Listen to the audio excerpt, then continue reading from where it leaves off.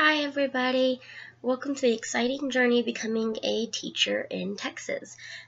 This is a kind of confusing path that has several designated steps for you to go through. Overall, becoming a teacher has 5 main steps. The first step is obtaining a bachelor's degree. The second step is completing an education preparation program, also known as an EPP.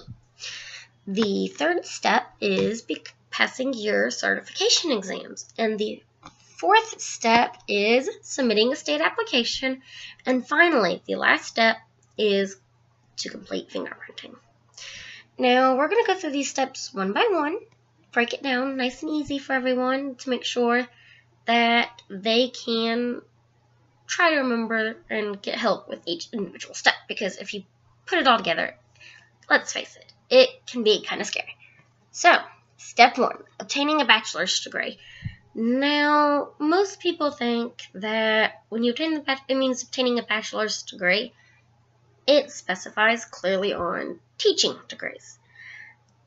That's not really the case. The main point of this is to have a degree accredited by the college university. Now, the Texas Administrative Code, who comes up with the rules and laws for this, means that it must be a degree that is recognized by the Texas Higher Education Coordinating Board. And really for this, your degree can be in anything at all. Anything. There is an exception. The health, science, and technology trades and industrial education certifications are exempt from the requirements. Now, after you've obtained your bachelor's degree, you need to complete Step 2, an education preparation program. Now, these are approved by the TEA, the Texas Education Code of Agency, and this could be from a school to an organization that gives you more coursework. Now, if you don't have a degree, you can go contact the alternative certification program or the post-baccalaureate program. And these are different EPPs that helps you meet your needs. Usually if you go through the post-baccalaureate program, it's a master's degree. And this is usually how people go about it. Now, when you pick your master's degree, it's going to realign with something that you're wanting. Some common choices are early childhood education through 6th grade, 4th through 8 generalized, which is just 4th through 8th grade and all, or 4th through 8 with a specified subject, such as math, science, reading, history. Now, some of the classes you may see through your EPP and your programs aren't directly related to your subject, but they are related to things you're going to need in the program. You'll see classes on assessment. You'll see classes on how to do classroom management. You'll see classes on special education and basic ESL. You'll see classes on instruction planning, curriculum development. You'll see classes that remind you of your responsibilities like public law. And then, towards the end, there's student teaching. Now, student teaching is perhaps the most important part of your whole experience. All your EPPs require student teaching or clinicals. Now, when you pick student teaching, some common questions you might have are, what schools can I use? The very basic school requirement for the schools is that it is accredited by the TEA. If you go to their website, you can search schools that are related to a TEA. Rule that I've learned, some private schools can, but most daycares are not. Just a little warning. Now, when you complete these student teaching or clinicals, you have to have full documentation of your hours, and you have to have the teacher sign off on it, and really make sure you've done it. It's going to be quite a bit of paperwork, but it's not that bad because your school can help you with that. And now if you show proficiency in your first test, which we will talk about later, called the PAC test, you can go above, and if you show proficiency and have a recommendation, you can do clinicals where you get paid for teaching. And it's shorter time and just says that you really have a start on what you're doing. It's a separate certification called an intern certification, and it's pretty easy to obtain as long as you do really well. So that's always a goal to set out for. Now, your EPPs, there's your schools, which, public universities, private schools, different accredited schools where you would use like your financial aid and your scholarships and stuff.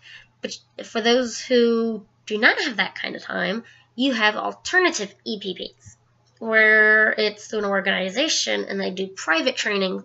So you're not really in a school, but you might meet, or you have your online classes, and they're all broken down differently to really help you meet your needs. Now, those can be cheaper overall, but most of them require a high fee when signing up for them. So keep that in mind when you're thinking about which EPP is perfect for you.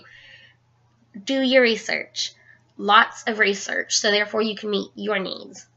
Now, during your EPP, you will work on step 3, sometimes during, sometimes after, depending on your EPP. Step 3 of passing certification exams. You must pass appropriate exams before you can become a teacher. Enough said. You've got to pass them. Now, you have to have approval for your EPP before you take them, so you can't just sign up and take them whenever you want. So keep that in mind. There are 2 different exams that you must pass. One of them is called the PAC, or Pre-Admission Content Test. This test, most of the time, is even required for you to get in your education preparation program. But just because you pass it doesn't mean that you're automatically accepted. You just have to have it as one of the steps. What this test does is it covers all your content areas and your knowledge of those content areas. It's usually broken down into math, science, social studies, language arts, reading, and fine arts. You'll do a little math, a little science, different parts of that in fine arts. Now, the test is broken down in a score between 100 and 300, and a passing score is 240. Now, that sounds really bad, but there's different practice ways, there's study guides that can help you pass this test. And it's stuff that you should have learned through elementary, middle school, and high school, so it's not too bad. You only have 5 attempts to take this test. After that, you're done. You can't redo it. So, study good. Now, the next test you take is called the PPR. It is over professional pedagogy responsibilities. This test is, it's pedagogy and professional responsibilities. It's a test that shows you must know the skills as an entry-level teacher. It's broken down into 4 different parts, over 100 different questions. Part 1 is designing instruction and assessment to promote learning. Part 2 is creating a positive, productive classroom environment. Part 3 is implementing effective, responsive instruction and assessment. And Part 4 is fulfilling professional roles and responsibilities. Now, while this sounds scary, a lot of this is really based on ethics and who you are and what you know and how you would act as a teacher, what's your goals, what's your roles in the classroom, what is it your responsibility, what's right and wrong. A lot of it is knowing who you are and what a teacher does. Step 4 is submitting a state application. You must apply to be certified after you meet everything else. And to make sure you do not apply until you have verified that you are eligible from your EPP. It's a little lengthy because you have to have all your information from the previous steps reviewed.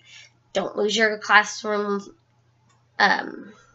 student teaching documentation, your test scores, your transcripts. You're going to need all of it, so don't lose it and be patient. Now, the last step is completing a fingerprinting. Everybody must undergo a fingerprint through a national criminal background.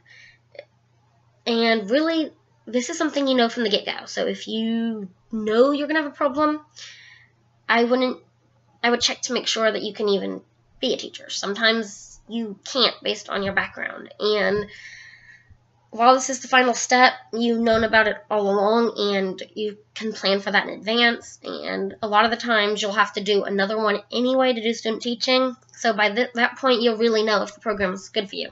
So in summary, we learned the 5 steps to becoming a teacher in the state of Texas through obtaining a bachelor's degree, completing an EPP, taking your state certification exams, applying for state application, and complete fingerprinting. So when you're overall, that's not really hard, and I wish everyone the best of luck. Congratulations on trying to become a teacher.